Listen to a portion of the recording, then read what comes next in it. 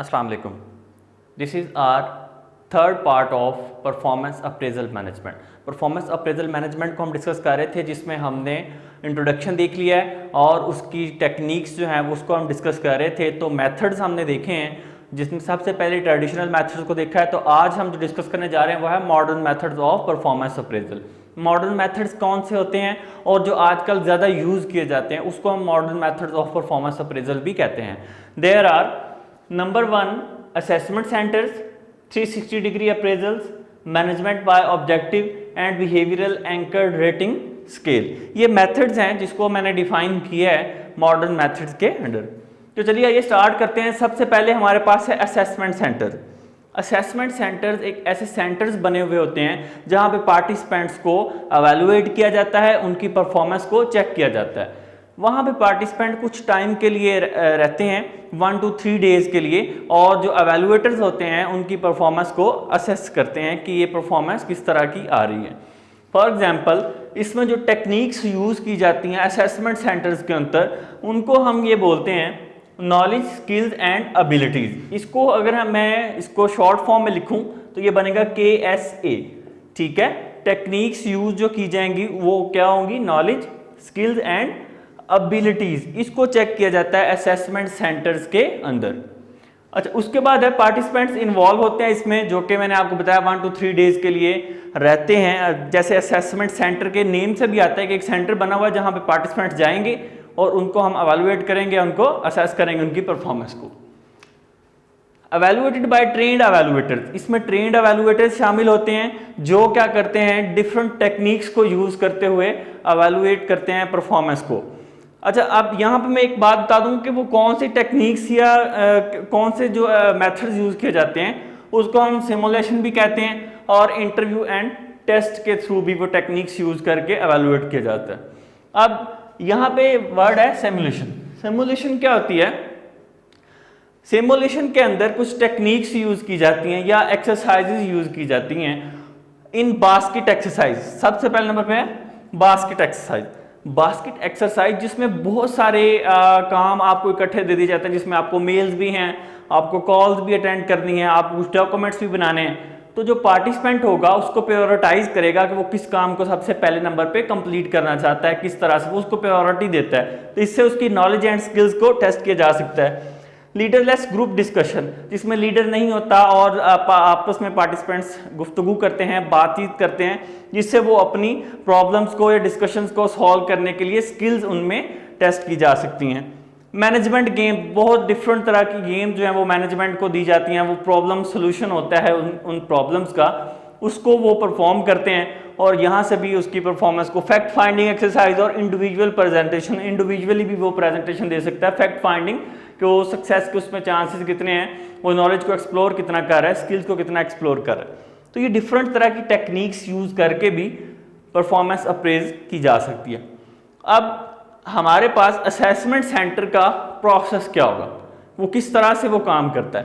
तो सबसे पहले नंबर पे असेसर्स एवेलुएट, जो असेसर होगा उस परफॉर्मेंस को एवेलुएट करने वाला, वो एवेलुएट करेगा उसके बिहेवियर एंड नॉलेज को, कि इसका बिहेवियर कैसा है और नॉलेज कैसा है, ये किस तरह से बिहेव करता है और इसके पास नॉलेज कितना है उससे रिलेटेड। उसके बाद वो एक रिपोर्ट बनाएगा उस असेसमेंट से रिलेटेड, वो एक एवेल्युएशन रिपोर्ट बनाएगा। प्रिडिक्ट फ्यूचर जॉब परफॉर्मेंस, ये जो असेसमेंट सेंटर है ये टेक्निक इस पॉइंट ऑफ व्यू से बहुत इंपॉर्टेंस है कि ये जो में जॉब परफॉर्मेंस को प्रिडिक्ट कर देती है कि आने वाले टाइम के अंदर जो पार्टिसिपेंट है उसकी जॉब परफॉर्मेंस कैसी होगी। अच्छा, उसमें सबसे जो इम्पोर्टेंट बात यह है कि असेसमेंट सेंटर्स में जो पार्टिसिपेंट्स को चेक किया जाता है वो ज़्यादातर जो हैं वो मैनेजर्स होते हैं, वो जनरल मैनेजर या डिफरेंट अदर मैनेजर जो एग्जेक्टिव पोस्ट पे होते हैं, उनको टेस्ट करने के लिए उनकी परफॉर्मेंस को हम असेसमेंट सेंटर्स को यूज़ करते हैं। ये लार्ज नंबर ऑफ पीपल को असेस करने के लिए, हमने ट्रेडिशनल मेथड्स के अंदर देखा था कि जो मेथड्स यूज़ किए जाते थे उसमें लार्ज नंबर ऑफ पीपल को एक्सप्लोर नहीं किया जा सकता था। इसमें लार्ज नंबर ऑफ पीपल की परफॉर्मेंस को जज किया जा सकता है। इसका बेनिफिट एक ये भी है, ठीक है। और फॉर एग्जांपल एक टोयोटा की कंपनी है, उसने 22,000 एम्प्लॉयज़ को जज किया, उनकी परफॉर्मेंस को चेक किया। एक प्लांट पे 3000 स्टाफिंग करने के लिए, 3000 पर्सन को अपॉइंट करने के लिए उसने 22,000 एम्प्लॉयज़ को जो है वो असेस किया, कैंडिडेट्स को असेस किया। तो इस तरह से लार्ज नंबर ऑफ एम्प्लॉयज़ को असेस करने के लिए हम असेसमेंट सेंटर्स का यूज़ करते हैं और ये एक इम्पॉर्टेंट टेक्निक है, इसका हम यूज़ कर सकते हैं। नेक्स्ट मेथड हमारे पास है वो है 360 डिग्री अप्रेजल। 360 डिग्री अप्रेजल आपके पास क्या होता है? Getting feedback. इसमें हम फीडबैक लेते हैं, डिफरेंट पर्सन से फीडबैक लेते हैं, वो मैनेजर से, वो कस्टमर से, वो सबऑर्डिनेट से, वो सुपीरियर से, अबाउट दैट पर्सन। हम उस पार्टिसिपेंट के अबाउट जो है वो डिफरेंट लोगों से जिसको कहते हैं कि उनकी राय लेते हैं, सजेशंस लेते हैं और फीडबैक लेते हैं उस एम्प्लॉय के बारे में। ठीक है, तो getting feedback about the employee, they can be superior, subordinate, customers. वो सबऑर्डिनेट भी हो सकते हैं, वो कस्टमर्स भी हो सकते हैं, उसके सुपरवाइजर्स भी हो सकते हैं जिनसे उसके अबाउट फीडबैक ली जाती है। अच्छा, इसकी अगर एग्जांपल दूं तो मॉबलिंग जो है पाकिस्तान के अंदर वो 360 डिग्री अप्रेजल को यूज़ करता है, इस मेथड को यूज़ करता है। इसका पर्पज़ क्या है? इस मेथड को 360 डिग्री अप्रेजल को मॉडर्न मेथड्स के अंदर यूज़ करने का जो पर्पज़ है वो बेसिकली असरटेन करना है नीड्स को, उनको डेवलपमेंट नीड्स कितनी चाहिए, उनको ट्रेनिंग नीड्स कितनी चाहिए। इसका जो बेसिक पर्पज़ है वो ये नहीं है कि वो पे इंक्रीज की जाए। ठीक है, इस मेथड को यूज़ करने का बेसिक पर्पज़ एम्प्लॉयज़ की ट्रेनिंग नीड्स को असेस करना है और डेवलपमेंट नीड्स को असेस करना है, रादर देन टू इंक्रीज पे। ठीक है, उनकी पे उनका फोकस नहीं होता, फोकस हमारा किस चीज़ पे होता है कि वो डेवलपमेंट एंड ट्रेनिंग नीड्स को फाइंड आउट किया जा सके। 360 डिग्री अप्रेजल के अंदर लोगों से हम फीडबैक लेते हैं उसके एम्प्लॉय से, ताकि आप उसको अप्रेज कर सकें परफॉर्मेंस को। इसका ये प्रोसेस है बेसिकली, प्रोसेस 360 डिग्री अप्रेजल का क्या है कि इसमें आप टॉप मैनेजमेंट इन्वॉल्व होती है जो उस पर्सन के अबाउट जो है वो अपना फीडबैक देती है कि वो काम कैसे करता है, इसमें नॉलेज कितना है, इसमें स्किल्स कितनी है, उसके अकॉर्डिंग उसको अप्रेज किया जाता है। Immediate supervisors, peers, subordinate, self and customers, ये सारे का सारा सर्कल इन्वॉल्व होता है। प्रोसेस है जो इस पर्सन के अबाउट, जिस भी पर्सन को आप अवेलुएट करना चाह रहे हैं, एम्प्लॉयज़ को अवेलुएट करना चाह रहे हैं, उसके अबाउट जो है ये सारे लोग अपना फीडबैक देते हैं। उसके अकॉर्डिंग ही आप जज कर सकते हैं कि अगर एक पर्सन की जो एबिलिटीज़ हैं या ट्रेनिंग नीड्स उसको कम है, वो समझता है कि उसकी परफॉर्मेंस अच्छी है लेकिन उसका फीडबैक नेगेटिव आ रहा है, तो उसको ट्रेनिंग की ज़रूरत होगी या डेवलपमेंट की ज़रूरत होगी। ये हम फाइंड आउट कर सकते हैं 360 डिग्री अप्रेजल से। नंबर 3 पे हमारे पास जो टेक्निक है वो है management by objective. Management by objective को MBO भी हम कहते हैं, जिसमें एम्प्लॉयर और एम्प्लॉय मिलके अपने गोल्स को सेट करते हैं। इसमें एम्प्लॉय भी देखा जाता है, एम्प्लॉय के क्या गोल हैं और एम्प्लॉय के क्या गोल हैं, इन दोनों को मिला के हम एक कॉमन गोल की बात करते हैं, जो एक ही गोल होता है जिसको एम्प्लॉयज़ ने भी अचीव करना होता है, मैनेजर का भी वही गोल होता है और टॉप मैनेजमेंट का भी वही गोल होता है। उसको मैनेजमेंट बाय ऑब्जेक्टिव भी कहते हैं। एम्प्लॉय ड्रिवन अप्रोच है, जिसमें एम्प्लॉय एंड एम्प्लॉयर शामिल होते हैं और उनके अकॉर्डिंगली गोल्स को सेट किया जाता है। सेटिंग अप कॉमन ऑब्जेक्टिव, एक ही ऑब्जेक्टिव सेट किया जाता है, एम्प्लॉयज़ का, सबऑर्डिनेट्स का और सबका ही एक ऑब्जेक्टिव होगा इस अप्रोच के अंदर। इसको पहले समझ ले फिर मैं आपको बताता हूँ। The employee work upon achieving their set goal. अच्छा, अब यहाँ पे देखें कि जो एक एम्प्लॉय है वो किस लिए काम करता है कि अपने जो गोल सेट किए गए हैं उसको अचीव करने के लिए काम करता है, और जो मैनेजर के लिए गोल सेट किए गए हैं या टॉप मैनेजमेंट के लिए गोल सेट किए गए हैं सेम गोल होगा। उसका पर्पस क्या है कि वो उन गोल्स का रिकॉर्ड रखेगा जो एम्प्लॉयज काम कर रहे हैं, कि वो उस गोल्स को फुलफिल करने में, अकम्प्लिश करने में किस हद तक पूरा उतर रहे हैं। ठीक है, the employer work upon achieving their set goals and employer keeps record of how close they are to accomplishment of the goal. जो मैनेजर है वो उन गोल्स का रिकॉर्ड रखता है कि एम्प्लॉयज किस हद तक इस पे पूरा उतरे हैं कि वो अपने गोल्स को अचीव कर सकें, और जो एम्प्लॉयज हैं वो इसलिए वर्क हार्ड करते हैं कि वो अपने गोल्स को अचीव करें। ठीक है, और मैनेजर उसका रिकॉर्ड रखेगा। This is a fair method, ये एक फेयर मेथड है। ट्रेडिशनल मेथड्स के अंदर हमने क्या देखा था कि वो मेथड्स में बाइसनेस आ रही थी, तो ये एक फेयर मेथड्स है। क्यों फेयर मेथड्स है? क्योंकि एम्प्लॉयज को इसके ऑड्स का पता है, वो ये जानते हैं कि हमें किसके अगेंस्ट मैयर किया जाना, मतलब उनको एक स्टैंडर्ड पता है, उस स्टैंडर्ड के अकॉर्डिंग उनको मैयर किया जाना है, उसी स्टैंडर्ड पे उनको मैयर किया जाना। तो वो जब वो जानते होंगे तो उसके अकॉर्डिंगली वो परफॉर्म करेंगे, और एक फेयर मेथड है ये परफॉर्मेंस को एवेलुएट करने के लिए। ठीक है। अच्छा, अब अगर अभी तक आपने जो है वो ट्रेडिशनल मेथड्स को नहीं देखा तो पहले उसको देख लें। ये लिंक जो है वो आपको डिस्क्रिप्शन में भी मिल जाएगा और आपको जो है ये ऊपर भी शो हो रहा होगा वीडियो के, इसको भी क्लिक करके आप वो देख सकते हैं। अब हम बात करते हैं प्रोसेस ऑफ एमबीओ की, मैनेजमेंट बाय ऑब्जेक्टिव का प्रोसेस क्या है। तो यहाँ पे देखें कि सबसे पहले डिफाइन गोल किए जाते हैं, ठीक है। ये मैंने यहाँ पे डिफाइन किया है, ये डिफाइन गोल्स। सबसे पहले आप अपने गोल्स को डिफाइन करेंगे। डिफाइन एम्प्लॉय ऑब्जेक्टिव, फिर आप अपने गोल डिफाइन करें एम्प्लॉय का ऑब्जेक्टिव क्या है, कि वो किस ऑब्जेक्टिव पे काम करना चाहता है, वो गोल्स को अचीव करना चाहता है या वो कुछ और काम करना चाह रहा है, ठीक है, स्टैंडर्ड सेट कर रहे हैं।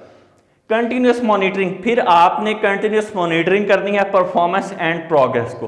परफॉर्मेंस को भी आप मॉनिटर करेंगे और प्रोग्रेस को भी आप कंटिन्यूस जो है वो मॉनिटर करेंगे मैनेजमेंट बाय ऑब्जेक्टिव के प्रोसेस में। परफॉर्मेंस एवेल्युएशन, जब आपके पास गोल सेट हुए, एम्प्लॉय ने ऑब्जेक्टिव्स को अचीव किया, आपने उसकी परफॉर्मेंस को तब तक मेजर करते रहे और परफॉर्मेंस को अब आपने एवेल्युएट करना है, ठीक है। उसके बाद प्रोवाइडिंग फीडबैक, अब आपको फीडबैक प्रोवाइड करना है जो आपने मेजर की परफॉर्मेंस और जो आपने एवेल्युएट किया परफॉर्मेंस, उसके अबाउट आपने पॉजिटिव और negative about that the employee, about that the participant, आपने अपनी राय देनी है, फीडबैक देना है, ठीक है। उस फीडबैक के अकॉर्डिंग ही परफॉर्मेंस को अप्रेज किया जाएगा, या उसको प्रमोट कर दिया जाएगा, डिमोट कर दिया जाएगा, उसको ट्रेनिंग नीड्स दे दी जाएंगी या डेवलपमेंट नीड्स की जरूरत है। तो इन सारी चीजों को देखने के लिए मैनेजमेंट बाय ऑब्जेक्टिव एक अच्छी टेक्निक है जिसको यूज करके हम अपने ऑब्जेक्टिव्स को या परफॉर्मेंस को अप्रेज कर सकते हैं। फोर्थ मेथड जो हमारे पास है वो है BARS, behaviourally anchored rating scale. Behaviourally anchored rating scale क्या होता है कि जिसमें आप क्रिटिकल इंसिडेंट्स, जो आपके जॉब पे क्रिटिकल इंसिडेंट्स हुए होते हैं उसमें जो आपने रिएक्ट किया होता है वो इफेक्टिव भी और इनइफेक्टिव भी, और आपकी जो परफॉर्मेंस डायमेंशंस हैं जो आपने वहां पर रिएक्ट किया होगा वो, और पॉइंट ऑफ स्केल, जो ट्रेडिशनल मेथड्स के अंदर हमने ये दोनों मेथड पढ़े हैं, क्रिटिकल इंसिडेंट मेथड भी और रेटिंग स्केल भी, पॉइंट ऑफ स्केल जो हमने पढ़ा हुआ है, इन दोनों के कॉम्बिनेशन को मिला के BARS हम बनाते हैं, is the critical incident and rating scale method, ठीक है। ये क्रिटिकल इंसिडेंट और रेटिंग स्केल मेथड होता है। BARS कंसिस्ट ऑफ स्केल, जो स्केल जिस पे ये डिपेंड करता है वो 5 to 9 पॉइंट तक हो सकता है, mean to say that 1 to 5 7 6 8 9 तक स्केल जो है वो जा सकता है जिसपे उसको एम्प्लॉय की परफॉर्मेंस को रेट किया जा सकता है।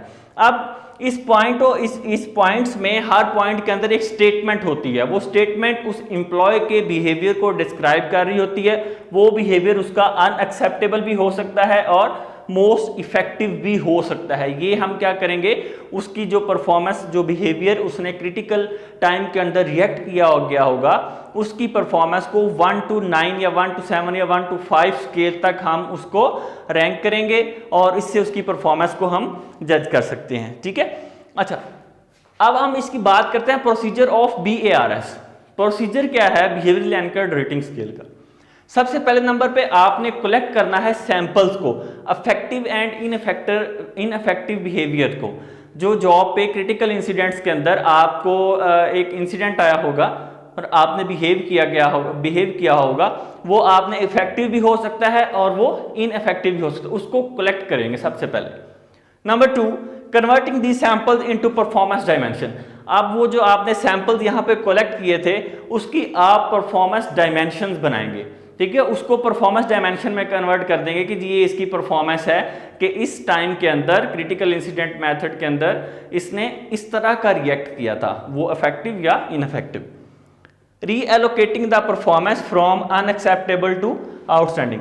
जो यहाँ पे परफॉर्मेंस डायमेंशन बनाई है, फिर आप ये बताएंगे कि ये उसकी जो परफॉर्मेंस थी वो अनएक्सेप्टेबल है या आउटस्टैंडिंग है, वो एक्सेप्टेबल है या आउटस्टैंडिंग, उसको ऐसा रिएक्ट करना चाहिए था, अगर तो करना चाहिए था तो वो परफॉर्मेंस क्या आउटस्टैंडिंग, बहुत अच्छा रिएक्ट किया उसने इस तरह की सिचुएशन में, और नहीं तो अनएक्सेप्टेबल हो जाएगा। नंबर 4 इज, होप सो आपको समझ आ रही होगी। Number 4 is rating the performance dimension. अब आपने परफॉर्मेंस डायमेंशन को रेट करना है, वो पॉइंट ऑफ स्केल पे 1 to 9 या 1 to 5 7 जितना भी आपका वो पॉइंट ऑफ स्केल है उस पे आप उसको रेट करेंगे उसकी परफॉर्मेंस डायमेंशन को। And finally using the scale anchor to evaluate employee performance. जो स्केल आपने डिफाइन किया उसके अकॉर्डिंग वो स्टेटमेंट्स जो आपने बनाई, जो परफॉर्मेंस या उसके बिहेवियर को आपने जज किया, उसके अकॉर्डिंग अब आपने जो पॉइंट ऑफ स्केल पे ये गुड बिहेवियर जो है वो 1 पे है, अनसेटिस्फैक्ट्री है, सेटिस्फैक्ट्री है, उसको आप जो है वो एम्प्लॉय की परफॉर्मेंस को अप्रेज कर सकते हैं, वो बता सकते हैं। आपको एक पिक्चर भी शो हो रही होगी जिसमें एम्प्लॉय को आपने रेट करना है बिहेवियरल एंकर्ड रेटिंग स्केल में। यहाँ पे 1 2 3 4 5 6 7 तक पॉइंट ऑफ स्केल दिया गया है, जिसमें 3 स्टेटमेंट्स हैं: fails to meet acceptable level of performance, meets acceptable level of performance and exceed expected level of performance. जिसमें वो फेल हुआ है वो could be expected to yell obscenities at customer, वो बुलंद आवाज़ में बात करता है, वो फांसी, वो गलत बातें करता है कस्टमर्स के साथ, ठीक है, कुछ इस तरह की बातें वो करता है। Could be expected to talk on the phone while taking customer order, वो फ़ोन पे बात करते हुए भी कस्टमर्स का ऑर्डर्स लेता है, ठीक है। इसमें वो फेल हो रहा है उसको मीट करने में। कुछ जो है उसमें वो एक्सपेक्टेड कर रहा है कि वो उनको ऑफर्स करता, आई कांटेक्ट करता है उनके साथ, इसमें वो एक्सेप्टेबल है परफॉर्मेंस उसकी।